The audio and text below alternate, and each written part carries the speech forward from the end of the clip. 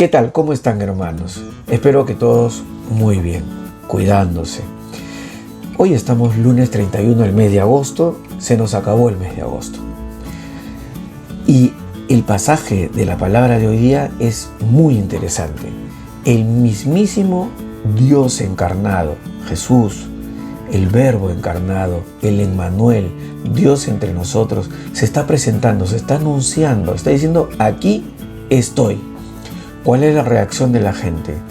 Algunos están de acuerdo, se ven impresionados gratamente, pero muchos otros no.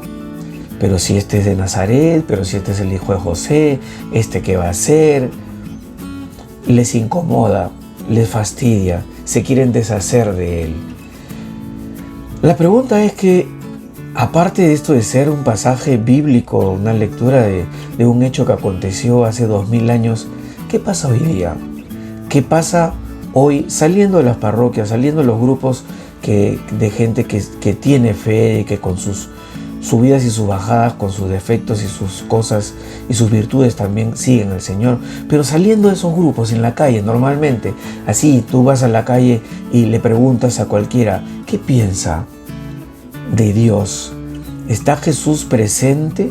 ¿Es importante para la gente común y corriente la palabra? ¿Se da cuenta de que es imprescindible para lograr la felicidad que todos, absolutamente todos los seres vivos desean? La pregunta es bien difícil, es complicada, porque quizá la respuesta es muy negativa. Por eso vayamos a la lectura del Santo Evangelio para ver qué nos dice la palabra esta mañana. Lectura del Santo Evangelio según San Lucas. En aquel tiempo fue Jesús a Nazaret, donde se había criado. Entró en la sinagoga, como era su costumbre, los sábados, y se puso en pie para hacer la lectura. Le entregaron el libro del profeta Isaías y, desenrollándolo, encontró el pasaje donde estaba escrito: El Espíritu del Señor está sobre mí, porque Él me ha ungido. Me ha enviado para dar la buena noticia a los pobres, para anunciar a los cautivos la libertad y a los ciegos la vista, para dar libertad a los oprimidos, para anunciar el año de gracia del Señor. Y enrollando el libro, lo devolvió al que le ayudaba y se sentó. Toda la sinagoga tenía los ojos fijos en él, y él se puso a decirles: Hoy se cumple esta escritura que acaban de oír. Y todos le expresaban su aprobación y se admiraban de las palabras de gracia que salían de sus labios, y decían: ¿No es este el hijo de José?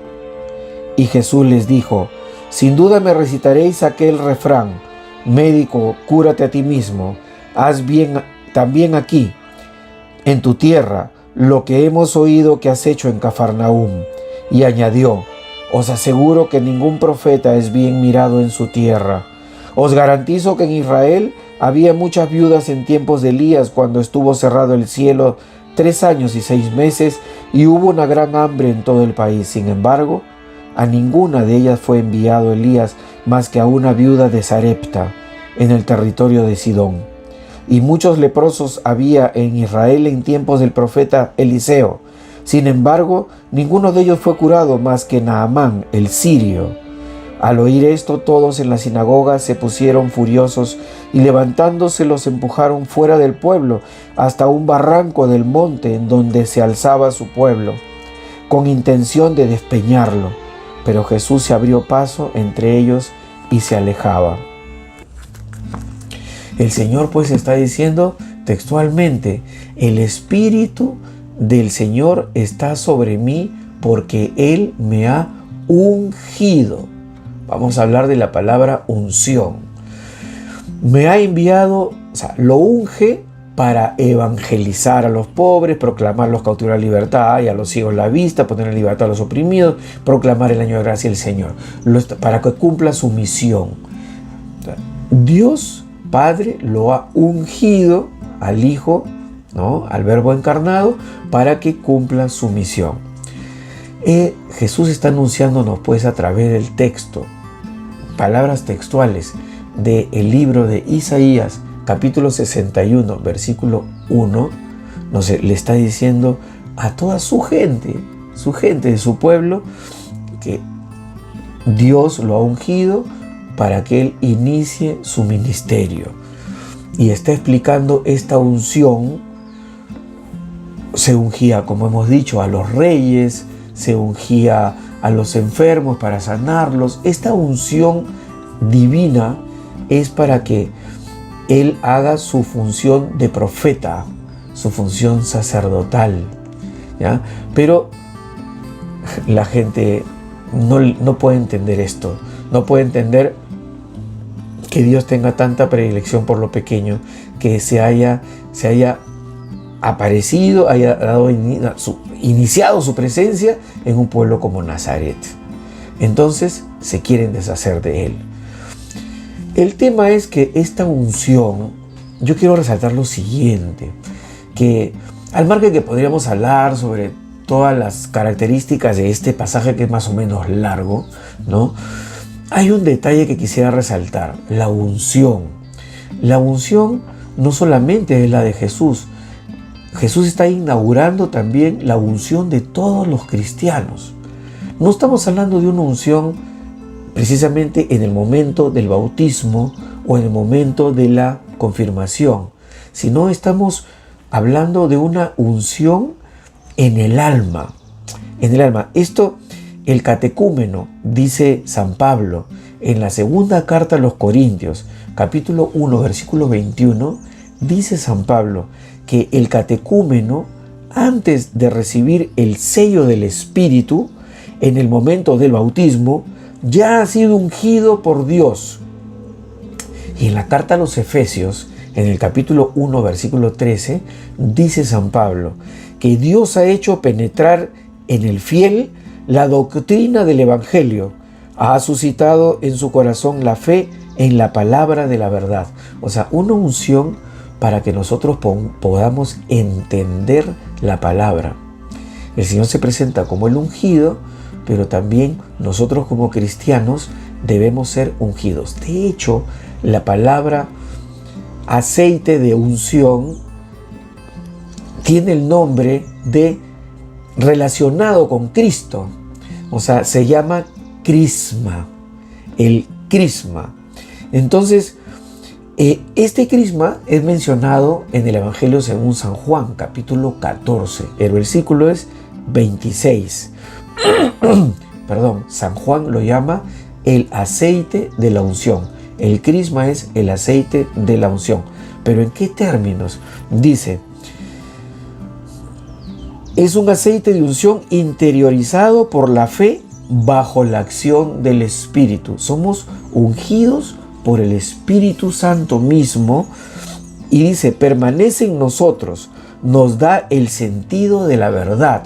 Es decir, el Señor nos unge, ¿no?, con este aceite espiritual de unción para que nosotros sepamos cuál es la verdad, qué es lo que está bien y qué es lo que está mal, ¿ya?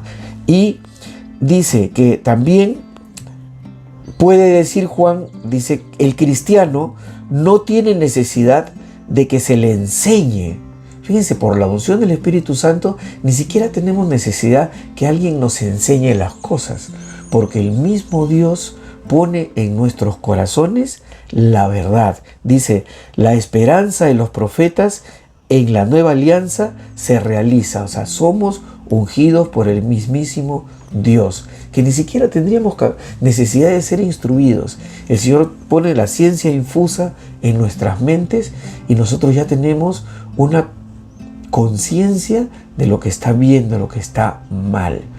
Hoy pues el Señor, mediante este pasaje, se vuelve a presentar delante de nosotros y nos está diciendo nuevamente, yo soy el ungido. Yo soy el ungido por parte de Dios para cumplir la misión. Colabora tú como cristiano en la misión. ¿Cuál es la misión? La que Él está diciendo hoy día. Proclamar a los cautivos la libertad, evangelizar a los pobres, a los ciegos devolverles la vista. Los ciegos devolver la vista en un sentido espiritual. O sea, una persona que no sabe de Dios, una persona que está alejada de Dios, que cree que puede ser feliz sin Dios, es un ciego. nosotros, por estar ungidos por el Espíritu Santo, tenemos el deber de anunciar a todos la palabra, a todos el mensaje de Dios, que la felicidad está al alcance de todos, que el Señor ya pagó por todos y nos pone en bandeja, con una alfombra roja, dorada, como la quieras, hermosa, la felicidad para que la tomemos. El tema es el mundo, las personas comunes y corrientes, las personas que no están cercanas a la iglesia. ¿Qué entienden? ¿Qué piensan? ¿Por dónde van? Vemos cómo está el mundo, vemos cómo nos comportamos, vemos cómo ni siquiera obedecemos las normas más básicas de seguridad, de cuidarnos y de cuidar al otro. En los vecinos. O sea, yo esta mañana salí y un vecino, que es una persona de mucho nivel, muy culta, muy bueno además, estaba sin mascarilla, saliendo, estaba por la calle. Nos saludamos y le dio cierta vergüenza, porque ¿cómo estamos con la relación con Dios? ¿Cómo hemos recibido esa unción? Fíjense, antes del bautismo, por solo ser humildes y abrirnos al mensaje del Señor, Él nos unge y nos hace saber y actuar como lo que tenemos que saber y lo que tenemos que actuar. ¿Cuál es la relación de las personas y cuál es nuestra actitud? Hay que salir de diferentes maneras, cada quien a su modo, online, personal, ayudar. Hay que salir de la manera que cada quien puede, porque el mundo está ahí y tan apartado de Dios. Pongámonos en presencia del Señor y pidámosle que estas sus palabras calen en nuestras almas y en las almas de los que están alejados de Él también.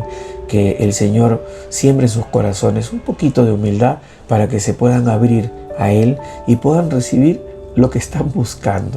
Que lo tienen ahí, pero por alguna razón no se rinden ante el que es grande, el Señor. No se sienten criaturas, ¿no? Se sienten inmortales, se sienten invencibles, se sienten como que la muerte no existe y por último, bueno, pues estamos aquí, mañana morimos, no pasa nada, no te pudres y ya está.